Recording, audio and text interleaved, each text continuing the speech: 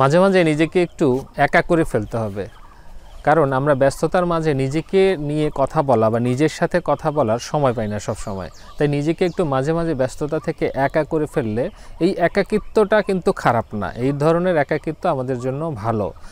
আর এই ধরনের একাকিত্ব কেন দরকার?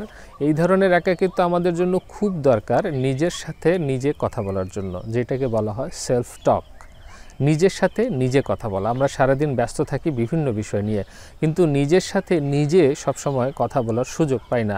সুযোগ পেলেও ছোট ছোট সুযোগগুলো থাকে, সেগুলো নিজের সাথে নিজে তো কথা সবসময় হয়, কিন্তু কথাগুলো খুব একটা গোছানো হয় না, সেগুলো খুব একটা স্ট্রাকচার পায় না ভালোভাবে, সুতরাং ওগুলোর ফলাফল আসে না।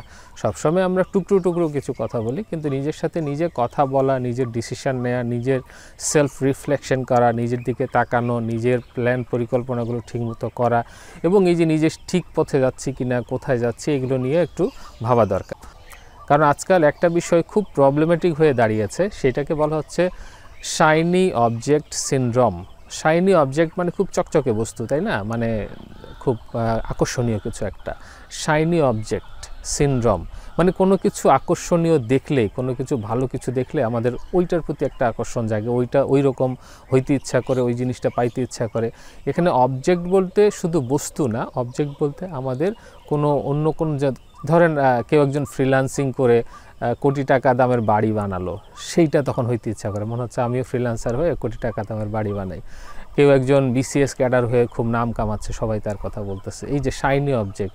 কেউ একজন হয়তো বলতেছে 17 বছরে কোটিপতি, তাহলে আমার 40 বছরে এসে তো কিছুই করার নাই, আর কিছুই মনে হয় হলো না, ওইটাই মনে হয় ভালো ছিল, আমি কি করলাম। তো এইটার ভালো দিকগুলো যেমন আছে, যেমন ধরেন আমি মোটিভেটেড হইতে পারি, হ্যাঁ সে ফ্রিল্যান্সিং করে ভালো টাকা কামায়, আমরাও কি করতে পারি কিনা এরকম। অমুকে বা অমুকের ছেলে বিসিএস ক্যাডার হলো, সেও হতে পারে কিনা, আমি হতে পারি কিনা, আপনি হতে পারি কিনা, সেরকম মোটিভেটেড থাকা। কেউ একজন বিদেশে গিয়ে ভালো কিছু করছে, সেটার প্রতি মোটিভেটেড হয়ে আরও কিছু ভালো কিছু করা, তাকে ফলো করা, সেগুলো খুবই ভালো জিনিস। কিন্তু এর সবচেয়ে ভয়ঙ্কর যেটা সাইড, সেটা হলো আপনার মোটিভেটেড যেরকম হবেন সেইটার পাশাপাশি মোটিভেটেড হয় 5 জন, কিন্তু আরও 95% মানুষ হতাশ হয়। হতাশ হয় কেন? এই যে 17 বছরে কোটিপতি হয়ে গেল, আমার তো 30 বছর বয়স, আমার তো 40 বছর বয়স, আমার তো 25 বছর বয়স, তার মানে আমার দ্বারা আর কিছু হবে না, ও তো 17 বছর অনেক কিছু করে ফেলছে, ও তো বিসিএস ক্যাডার হয়েই গেছে, ও তো অনেক কিছু করতে পারবে, আমার দ্বারা আর কিছু হবে না, ও তো আমেরিকা চলেই গেল, স্ট্যাচু অফ লিবার্টির সামনে দিয়ে ছবি টবি দিচ্ছে, আমি আর এখন এই যে গ্রামে বসে আছি বা শহরে অমুক জায়গায় বসে আছি, বা মাত্র একটা ছোট চাকরি করে, আমার দ্বারা কিছু হবে না। তো সেই রকম যদি ভাবতে থাকি, তখন হয় কি, নিজের যে আমাদের শক্তিগুলো, নিজের যে সম্ভাবনাগুলো, আমার যে একটা সম্ভাবনা ছিল, সেগুলো কিন্তু আস্তে আস্তে নষ্ট হয়ে যায়। সেগুলোর প্রতি আমরা নজর দেওয়ার সময় পাই না, এবং এইগুলোর প্রতি নজর দেওয়ার জন্যই আমাদের মাঝে মাঝে এই যে নিজেকে একটু একা করা দরকার, যেটা দিয়ে আমি কথা শুরু করলাম, যে একাকিত্ব কেন দরকার আমাদের জন্য।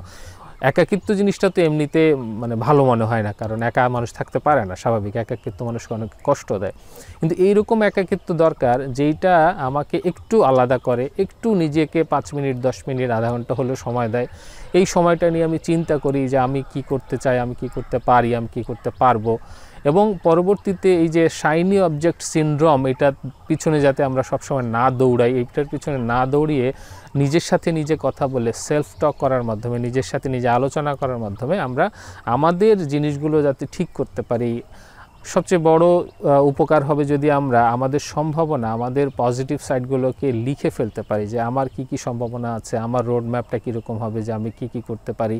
তাহলে এই শাইনি অবজেক্ট সিনড্রোম থাকলেও আমাকে নিয়ে যদি আমি একটু বসি, তাহলে আমি হতাশ হয়ে বিভিন্ন কিছুতে তখন শর্টকাট ওয়ে খুঁজবো না। কারণ আমরা যখন এরকম বিভিন্ন কিছু দেখি, এটা ওইটা সেটা, তখন আমাদের মধ্যে একটা প্রবণতা তৈরি হয়, কোনো একটাতে বেশি সময় ব্যয় করার মতো স্থিরতাটা থাকে না, ধৈর্যটা থাকে না, তখন শর্টকাট পথে আমরা অনেক কিছু করার জন্য মানে চেষ্টা করি, এবং শেষ পর্যন্ত হয়তো বা ব্যর্থ হই বেশিরভাগ ক্ষেত্রে। তখন বলি যে আমারটা ক্লিক করে না, আমার এটা হচ্ছে না, কিন্তু আমরা প্রপার সময় না দিয়ে এবং প্রপার চেষ্টাটা না করে এটা বলি যে ক্লিক করে না। ক্লিক করার ব্যাপারটা একটা থাকবেই, অদৃশ্য একটা ব্যাপার থাকবেই, সেটাকে মাথায় রাখতে হবে। কিন্তু আমি যদি প্রপার সময় না দিই, প্রপার ধৈর্যটা না ধরি, এবং যে ধরনের এফোর্ট দেওয়া দরকার সেটা না দেই, তাহলে তো ক্লিক করার ব্যাপারটা আমার উপরই অনেকটা নির্ভর করে। অদৃশ্য ব্যাপার তো পরের কথা, সেটা নিয়ে ভেবে আমার মানে এফোর্ট দেওয়া বন্ধ করলে তো আমার ক্লিক করবে না, এটাই স্বাভাবিক। সেই জন্য আমাদের পজিটিভ সাইডগুলো নিয়ে একটু চিন্তা করা, নিজের সাথে নিজে একটু কথা বলা, আমি কি করতে পারি সেইটা নিয়ে একটু ভাবা। এই যে চারিদিকের শাইনি অবজেক্ট, এগুলো দেখবো, এগুলো শুনবো, এগুলো বুঝবো, কিন্তু এগুলোর সাথে আমার পজিটিভ সাইডগুলোর কোথায় ম্যাচ করে এবং আমি কোন দিকে যাব। শুধুমাত্র শাইনি অবজেক্ট দেখে ওটার প্রতি এক এক সময় এক একটার প্রতি আকৃষ্ট হব না। আর ওই সেই রবি মোবাইল ফোনের সেই স্লোগানে বলতে হয়, আমরা জ্বলে উঠবো আপন শক্তিতে। সুতরাং চলেন জ্বলে উঠি আপন শক্তিতে। ধন্যবাদ সবাইকে।